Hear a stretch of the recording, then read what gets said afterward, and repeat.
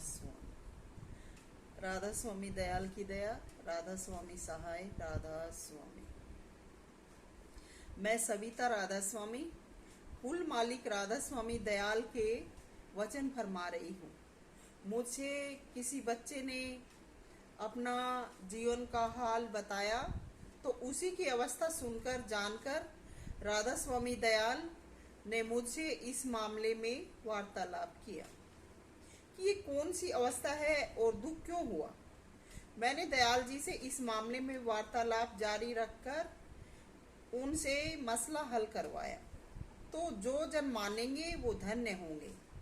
दयाल पुरुष कहो, राधा स्वामी कहो, मालिक कहो,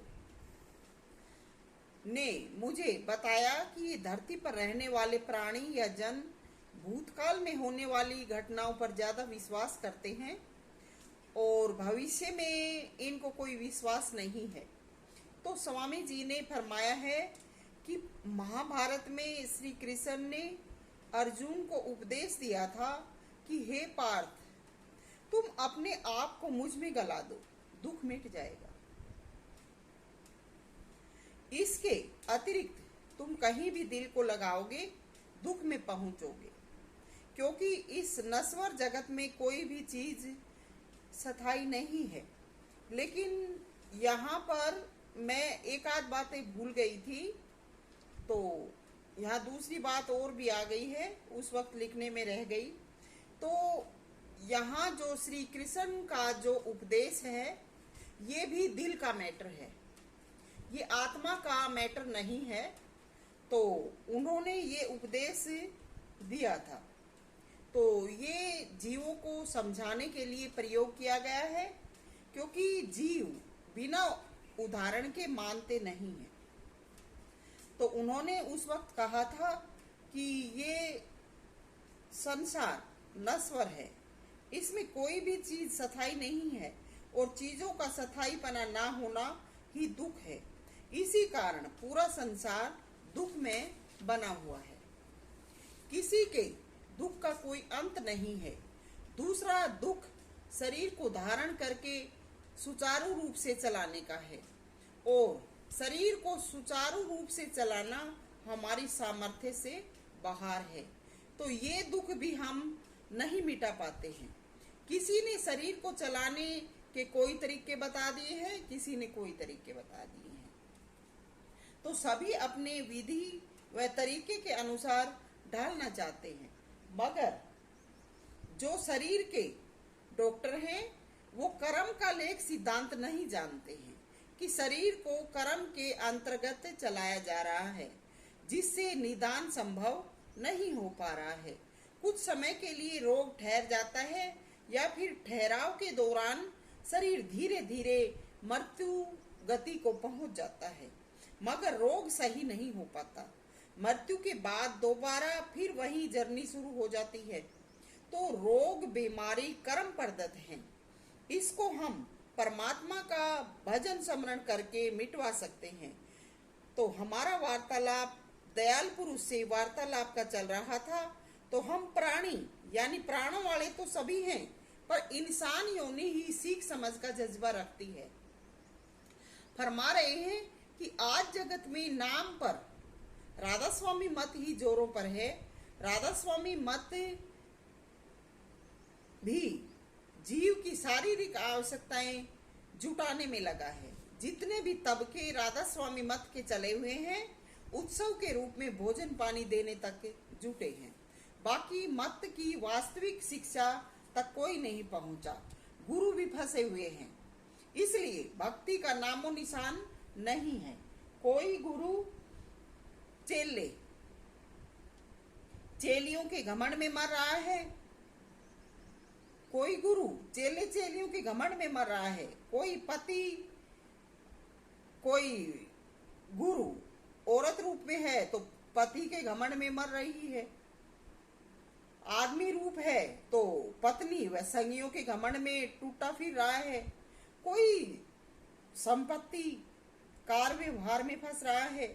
सच्चा गृहस्थी त्यागी गुरु नहीं मिल पा रहा।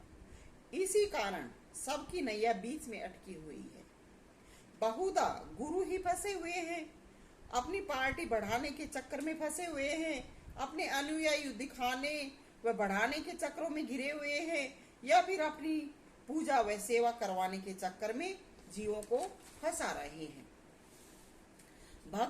भगवत भक्ति पर कोई नहीं है। पूरे विश्व में भगवत भक्ति का ढोंग पीटा जा रहा है। भक्ति का नामो निशान नहीं। ये वार्तालाप करके स्वामी जी ने वचन फरमाए हैं। कोई भी गुरु या जीव इन सब बातों को सुनकर अपने अंतर में झांके कि हम कहाँ हैं, क्या ये बातें हम में हैं या नहीं, तो परिणाम अपने आप हाथ लग जाएगा। मुझे कुछ भी कहने का जवाब आपके पास नहीं बचेगा। हमारी इंद्रियों का बहाव ही हमारा दुख है।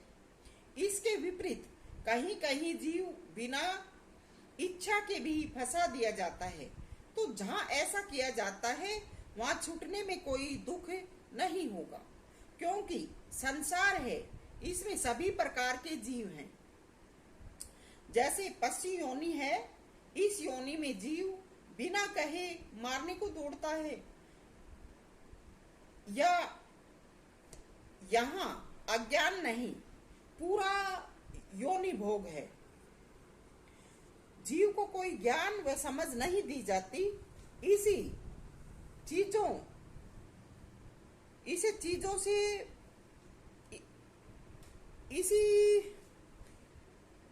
चीजों से बचाव करते हैं। ठीक इसी प्रकार से समाज या दुनिया में रहकर फंस जाते हैं या फंसा दिए जाते हैं। ये लेख खुदा के पास हैं, घबराइए मत। अगर कोई तुम्हें जबरदस्ती करके या अपनी ताकत के बल फंसाता है या किसी भी प्रकार से तुम्हें मजबूर करके फंसाता है, तो इसका लेख भी खुदा के पास है। हमें घबराना नहीं चाहिए।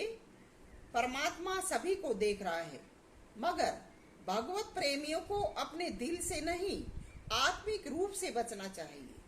जितने भी मजहब तबके हैं, दिल के जाल में फंसा रहे हैं। यही कारण है सभी मजदार में फंसे हुए हैं। इसी कारण मार काट, प्रतिस्पर्धा व जलन है। गुरु ही इस जाल में फंसे हुए हैं, कोई भी इस जाल से नहीं निकल पा रहा, तो अपने चेले व शिष्यों को कहाँ पहुंचाएंगे? जहाँ परमात्मा विचरण करते हैं, उस गति तक पहुंचना अपने आप को मिटा देना है। क्या किसी ने अपने आप को मिटाया है? थोड़ी सी बदनामी कोई सहन नहीं कर सकता। चाहे कोई किसी का बाप है या खुदा है, पर उसको सब नमस्कार करे, ये रीत जीव ने डाल रखी है। कोई ज्ञान व ध्यान इनसे बढ़कर ना करे। ये गुरु जीवों ने अपना रखा है, अपना मंतव्य बना रखा है। इनसे बढ़कर अगर कोई ज्ञान ध्यान बताता है तो उसे दबवाकर मरवाने पर उतारू हो जाते हैं। तो किसी को कोई ज्ञान व समझ नहीं है। सभी ढोंगी हैं, ढोंग धार रखे हैं। पूरे जगत का एक सतगुरु, 100 भव से कड़िहारा, बाकी सब जगत गुरु हैं, मरमर ले अवतारा। तो पूरे संसार का, प्राणी मात्र का भाव से निकालने का जो गुरु है, वो सतगुरु है। सतगुरु, आजकल के युग में लोग सतगुरु से चिढ़ते हैं, मगर यहाँ भी ईर्ष्या व जलन है। तो कोई आजकल लोग परमात्मा को सतगुरु नाम से पुकारते हैं। कोई सतगुरु कह देते हैं, कोई अल्लाह खुदा कह देते हैं, कोई गॉड कह देते हैं, हम परमात्मा कह देते हैं, भगवान कह देते हैं। गुरु जो बने हुए हैं, देह से सभी पूर्ण है, मगर देह से पूर्ण होना, ये तो परमात्मा ने सब कुछ बनाया है, इसका क्या अभिमान है। मगर पूर्णता ज्ञान से आती है, सभी आत्मज्ञानी नहीं है। तो राधा स्वामी दयाल ने सब वार्तालाप करके सभी जीवों को चेताने को कहा। सो मेन जो बात थी वो सब बता दी है। कहीं कहीं पर कुछ है कि छूट भी जाती है, क्योंकि प्रसंग और भी दूसरे उभर कर आ जाते हैं वार्तालाप के दौरान। तो ये कहें कि मोह को छोड़ें, तो ये सब भी बनावटी बातें हैं, क्योंकि मोह शब्द लोगों ने रखकर एक प्रकार का बेल लगाने की कोशिश की है। गुरुओं ने मोह की फांस बनाकर फांसा है। संसारियों से भक्ति भाव बनता नहीं है। ये सवम तो करते नहीं हैं, बहाना बनाकर दूसरों को टालते हैं कि मैं अपने अनुभव के आधार पर व मालिक की रजा के आधार पर रहकर वह जो जीवन गुजरा है वो मालिक को दिखाकर बता रही हूँ, और मैंने मालिक से ये मनवा भी दिया है कि मोह के बिना जीवन नहीं है। इंसान पशुओं की भांति सूना छूट जाता है, उसमें इंसानियत के गुण नष्ट हो जाते हैं। उदाहरण के लिए, अगर हम किसी का ख्याल व ध्यान नहीं करते तो वो भी हमारा नहीं करते। हम किसी की मदद नहीं करते तो दूसरे भी हमारी मदद नहीं करते। मिलने बिछुड़ने का दुख प्रकृति प्रदत्त है। कोई अपने अकेलेपन के अभाव में रोता है, कोई लाभ व हानि के अभाव में रोता है, कोई गुणों की वजह से रोता है, कोई किसी को वो चीज अपने जो करीबी होते हैं उनके गुजर जाने से नहीं मिलती, तो वो चीजें कहाँ से लाएं, उनको अभाव हो जाता है, तो अभाव भी दुख है। मोह का दूसरा रूप प्यार है। प्यार के बिना जीवन सूना है, तो प्यार प्रेम के बिना जीवन नहीं चलता। मगर प्यार प्रेम एक लिमिट में रहकर करें, बहे नहीं, क्योंकि बिना लिमिट के तो सब कुछ बाढ़ या तबाही रूप हो जाता है। इसलिए हर चीज का दायरा है, उसी में रहकर हर चीज को निभाएं।